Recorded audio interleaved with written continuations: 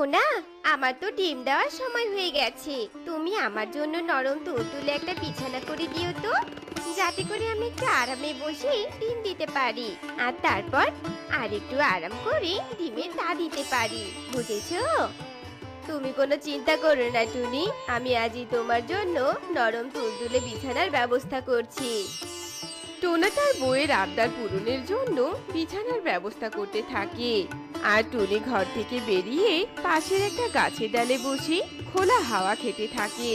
এদিকে টুনি যে ডালে বসেছিল সেই গাছের গোড়টা ছিল অনেক নড়বড়ে, যেটা তারা কখনো খেয়ালই করেনি। যার কারণে হঠাৎ একটু বাতাস ওঠায় গাছটা উপড়ে পড়ে যায়, আর সেই গাছের তলায় ওদের ঘরটা পড়ে যায়। আর সেই ঘরে টোনা থাকার কারণে সেই ঘরের চাপায় সে মারা যায়। আর টুনি অন্য গাছে থাকায় সে বেঁচে যায়। টোনা, টোনা, এ তোমার কি হয়ে গেল টোনা? হায় হায় রে, এ আমার কি সর্বনাশ হয়ে গেল! টোনা ওঠো, টোনা কথা বলো টোনা। টোনার মৃত্যুতে টুনি এভাবে অঝরে কাঁদতে থাকে। কিন্তু এখন তো আর কেঁদে কোনো লাভ নেই, কারণ তার যা সর্বনাশ হওয়ার তা তো হয়ে গেল। আহারে, টোনাটার অকাল মৃত্যু হলো। নিজের সন্তানের মুখটাও আর দেখে যেতে পারলো না।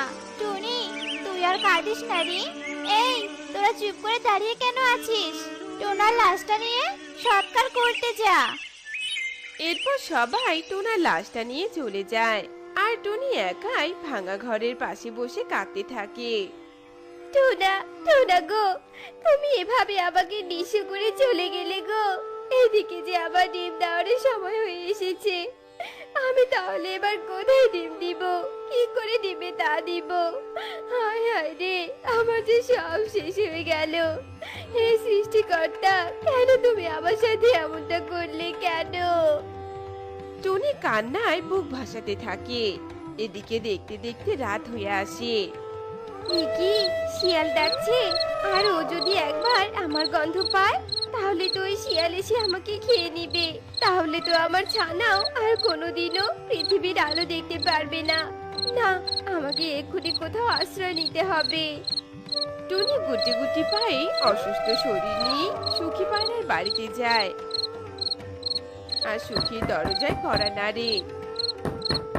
তখন সুখী ভেতর থেকে বাহিরে বেরিয়ে আসে।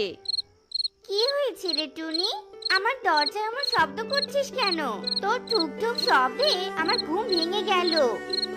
সুখী দিদি, আমার বাড়ি ভেঙে যাওয়াতে আমি অসহায় হয়ে পড়েছি। তবে টোনা